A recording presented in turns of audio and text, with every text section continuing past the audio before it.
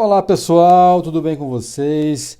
Aqui é o professor Jefferson Adriano Ribeiro da Cunha com mais uma videoaula e hoje nós vamos fazer uma aulinha sobre exercícios do capítulo 1, exercícios de conversões de escala, né? Escalas de temperatura e também alguns exercícios referentes ao cálculo de temperatura, variações de temperatura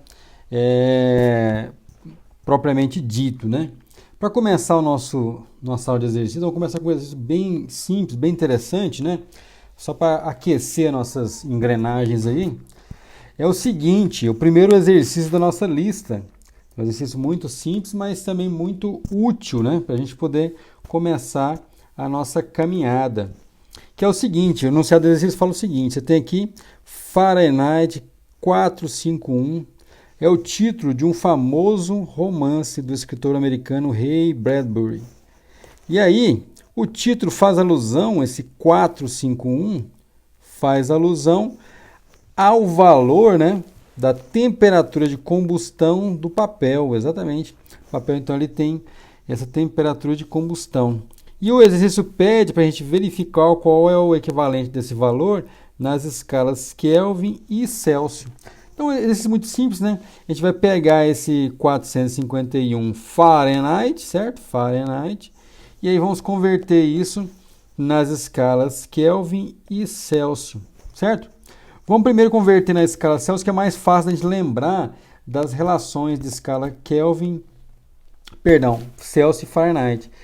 De Celsius para Fahrenheit, a gente pode escrever, né? TF igual a 4 quintos de TC mais 32. Lembra lá da relação entre TF e TC? Mais 32. E aí a gente tem que ir, então, como nós temos o valor da esquerda, que é o 451, né, que está aqui, e esse valor, o que nós vamos fazer então é isolar o TC do lado direito para encontrar essa resposta, né, da temperatura em Celsius dessa quantidade de 451 Fahrenheit. Então, a gente vai pegar isso aí, que eu vou fazer então, é pegar o 451 Fahrenheit e tentar converter para graus Celsius, beleza? Essa é a nossa estratégia. Vamos manter, né? Vamos deixar o 9 quintos do lado e passar o restante para o outro lado, 32 para o outro lado. Então, vai 9 quintos de TC igual a TF menos 32, certo? E eu posso escrever então que TC igual a 5 sobre 9, que multiplica TF menos 32. E aí basta substituir os valores então. TC será, né, 5 sobre 9, que multiplica 451, menos 32. Então, a gente vai encontrar um valor final, arredondando, fazendo uma continha bonitinha, de 336 graus Celsius. Esse é o valor que a gente encontra para a conversão de 451 Fahrenheit em graus Celsius, né, na escala Celsius. Certo? E aí a segunda parte, que é converter então para Kelvin. Para Kelvin é mais fácil a gente lembrar a conversão de graus Celsius para Kelvin, né? Então é mais fácil lembrar dessa expressão, porque a gente simplesmente vai somar o 273,15. Então, TK, né? Se eu quiser escrever o TK, tem no TC, ou seja, a temperatura Kelvin, sabendo a temperatura Celsius, basta a gente somar o 273,15. Então, TK vai ser TC mais 273,15. E aí a gente substitui os valores, né? 233 mais 273,15. E aí eu vou encontrar um resultado final, temperatura em Kelvin, será, né, 506 Kelvin, já dando aquela arredondadinha no valor final. Então, se a gente quiser calcular, né, esse valor, né, converter esse valor para Celsius, está aqui, e depois para Fahrenheit está aqui. Certo, gente? Então, esse é um exercício muito simples, né? A gente parte aqui da expressão para a temperatura Fahrenheit e também usa a expressão da conversão de Celsius para Kelvin, né? Essas duas aí são mais fáceis de se recordar, né? Esse próximo exercício, gente, é um exercício muito interessante, com uma aplicação muito legal daquele tópico, né, de cálculo de uma temperatura a partir de um termômetro de gás a pressão constante, né? Então, uma aplicaçãozinha muito legal daquele tópico. Então, aqui a gente tem no enunciado o seguinte: um termômetro de gás registra uma pressão absoluta que corresponde a 325 milímetros de mercúrio, né?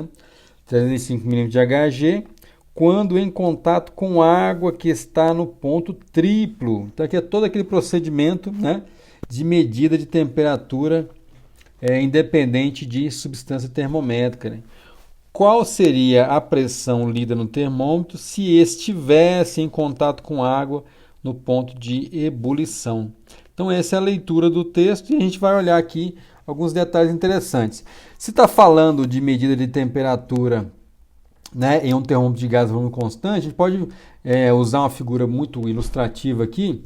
Não é exatamente o experimento do termômetro de gás a volume constante, mas vai dar para a gente uma ideia de como proceder, né? Do procedimento experimental de se calcular a temperatura em um termômetro de gás a volume constante. Qual que é a ilustração?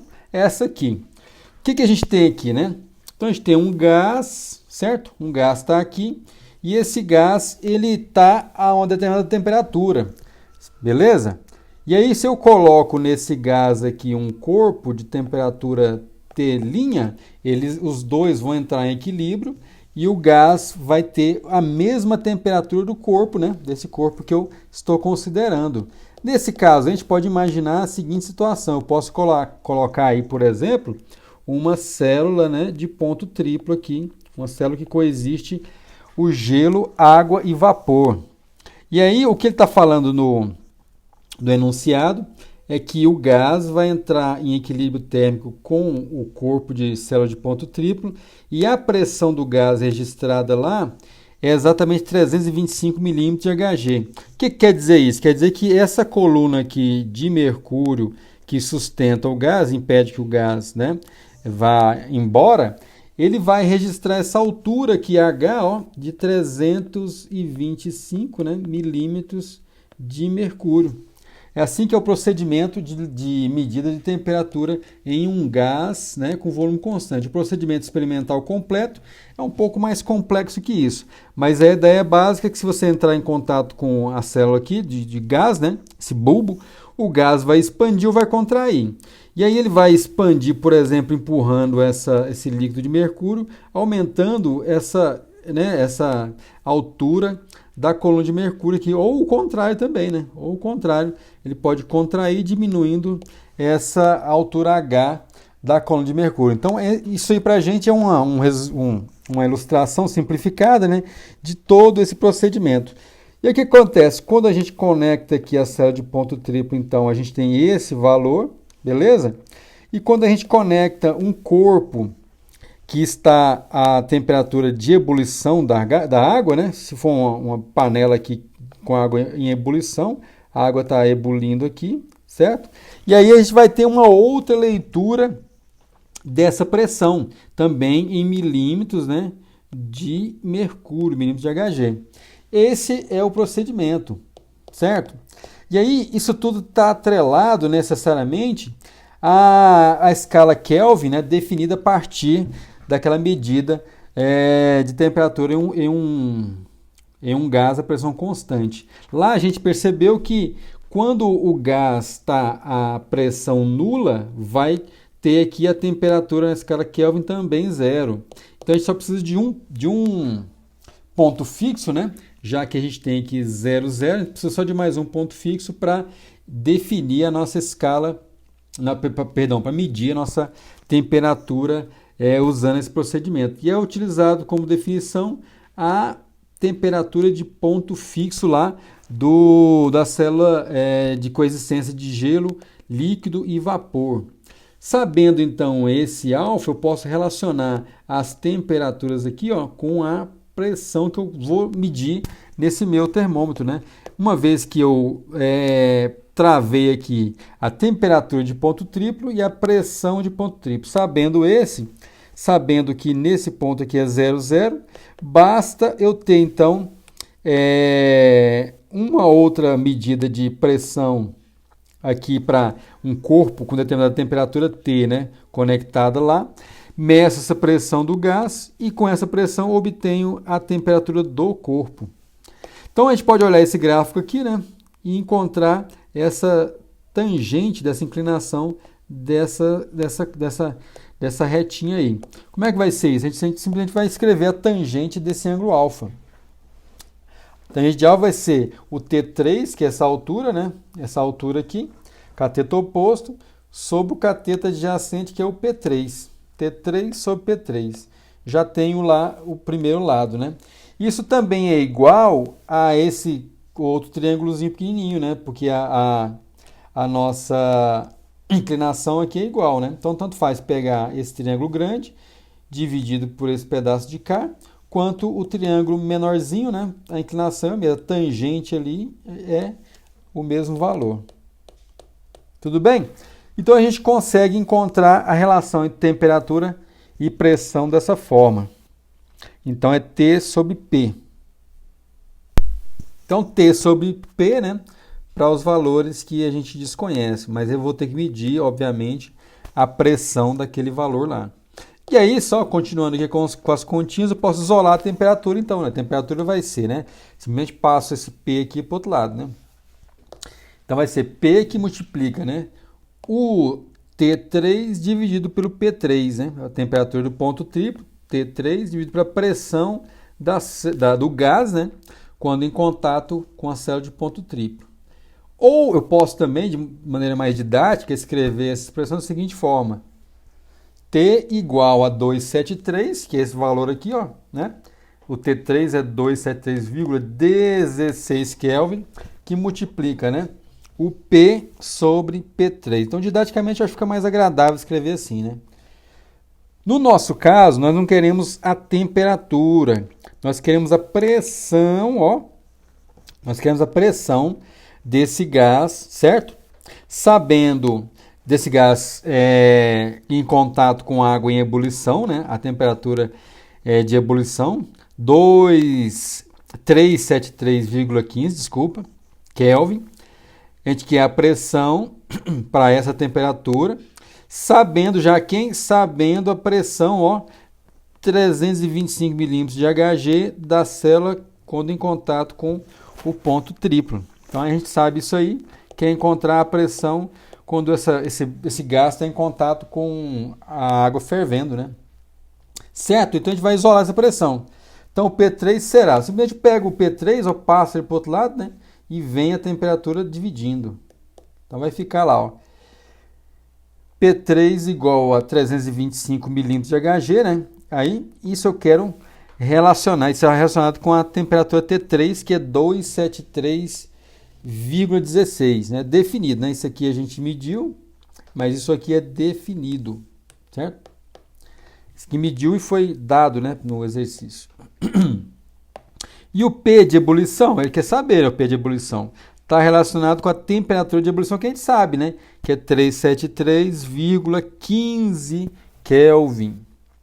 Basta a gente isolar, então, ali a nossa pressão para a ebulição. Então, eu posso escrever isso aí que é da seguinte forma, né? Reescrevendo essa expressãozinha aqui, ó. Vou reescrever ela da seguinte forma. T de ebulição igual a 273,16 vezes P de ebulição dividido por P3. Só para ficar mais agradável a expressão. Tá? Então, o P de ebulição, finalmente, passando para o outro lado do P3, vezes o T de ebulição, dividido por 273,16. Então, a gente pode calcular esses valores aí, né? Substituo lá. Então, o P de ebulição será... Então, eu vou pegar aqui o P3, que a gente já sabe, né? Colocar o valor dele aí. Já sabemos também o T de ebulição. E basta fazer as continhas. Então, vai ser 325 milímetros, né? Vezes 373,15 dividido por 273,16 Kelvin. Os kelvins aí cancelam, né?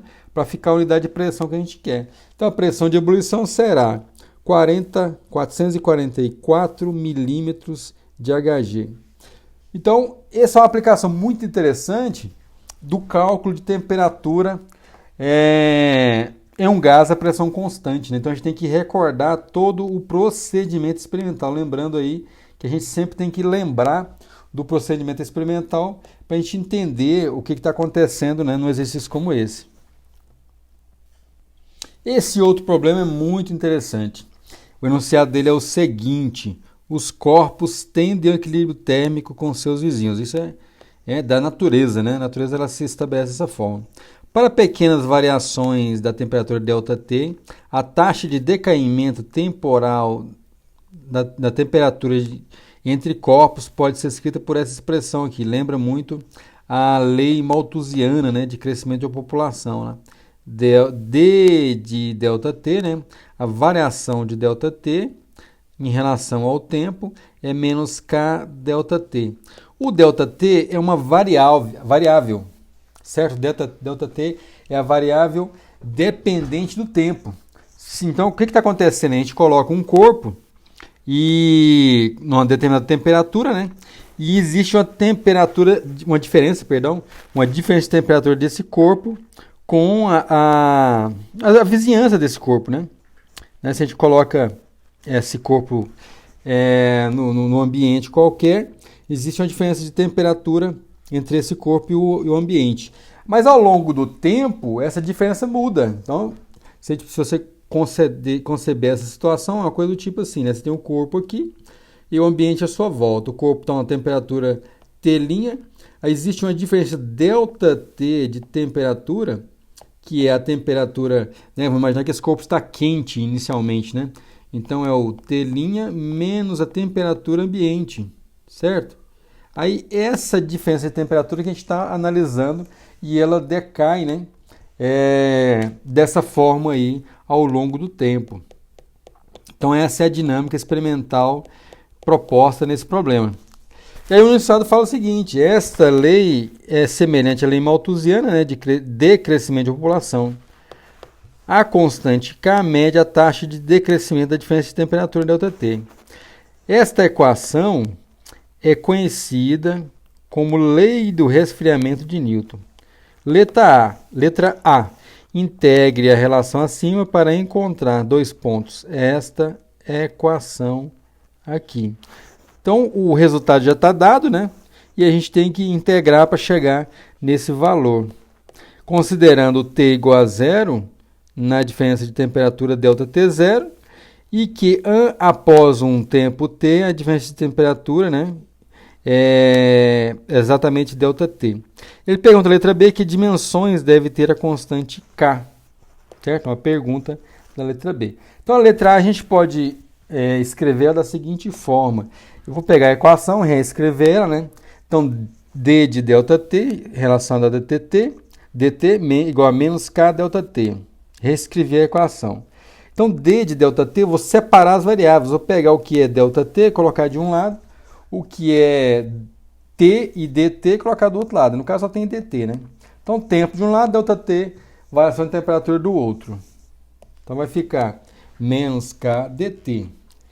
D de ΔT igual a menos K dt. A gente passa a integral dos dois lados, né? Então, eu vou integrar do lado esquerdo e integrar também do lado direito. Do lado esquerdo eu vou integrar de ΔT0, que é no tempo t igual a zero, a diferença ΔT0, como está no enunciado. Então, no início a variação é ΔT0. E essa variação ela diminui até um determinado tempo t, que vale ΔT qualquer. E a gente integra do lado direito de 0 até um tempo t qualquer. Resolvendo essa integral, a integral de d de ΔT, né? Isso é semelhante, às vezes pode ser que a variável confunda um pouco, mas isso é uma integral do tipo assim, integral de dx sobre x, né? Então, a integral disso aí dá ln de x simplesmente, certo? Então, essa é a maneira de pensar essa integral, né? Então, a integral de ΔT, d de ΔT, né?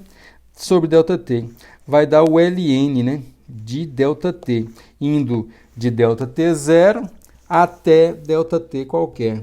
Isso dá a integral de dt, que é o t, né? Integral de dt dá só o t, indo de 0 até t. E aí a gente pode escrever então o seguinte, vai ficar ln de ΔT lá em cima, menos ln de ΔT0 embaixo. E aí a gente pode então resolver, né? ΔT menos ΔT0, isso igual a menos KT.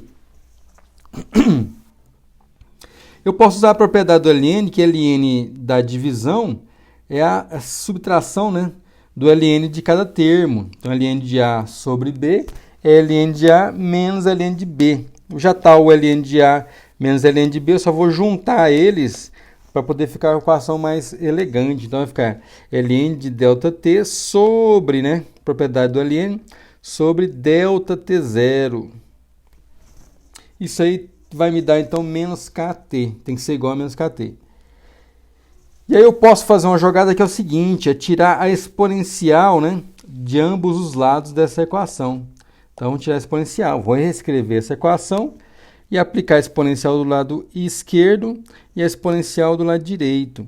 Como o ln é a função inversa da exponencial, então a exponencial aplicada, né, a exponencial aplicada no ln vai dar o próprio argumento, né, certo? Então, libera aqui o argumento do ln, né?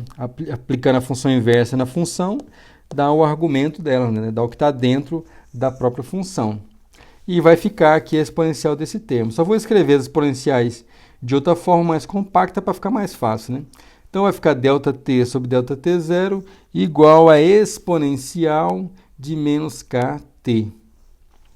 Então isso vai me dar um resultado que é o seguinte, ΔT de T, eu vou já escrevendo aqui que o ΔT depende do T pequenininho, né? Depende do tempo.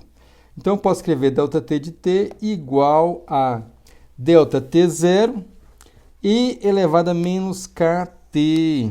Beleza? A gente pode traçar um gráfico disso aí. Então, o ΔT de T vai ter um comportamento interessante. Vai ser o ΔT0, começa em ΔT0, né? Começa aqui em ΔT0 e vai diminuindo, né, ao longo do tempo. Esse é o aspecto dessa curva, né? Então, esse aqui é o comportamento, né, gráfico dessa curva. Começa em ΔT0, né? E à medida que o tempo aqui vai aumentando, vai para infinito, né? A exponencial aqui tende para 1, né? Tende para 1, desculpa. Vai para 0, todo esse termo aqui, desculpa aí. Então, quando o t fica grande, todo esse termo aí vai para 0 e essa diferença, ΔT, vai ficando insignificante, né? E esse k ele tem que ter necessariamente dimensão de segunda menos 1, por quê? Porque no argumento aqui da exponencial já tem o tempo, e dentro ali não pode ter dimensão, né? Então o k, no final das contas, tem dimensão de segundo a menos 1, certo? Essa é a característica do k. Certo, gente? Então, esses são os probleminhas aí que a gente discutiu nesse momento. Beleza? Daqui a pouco eu trago mais alguns outros probleminhas para a gente conversar.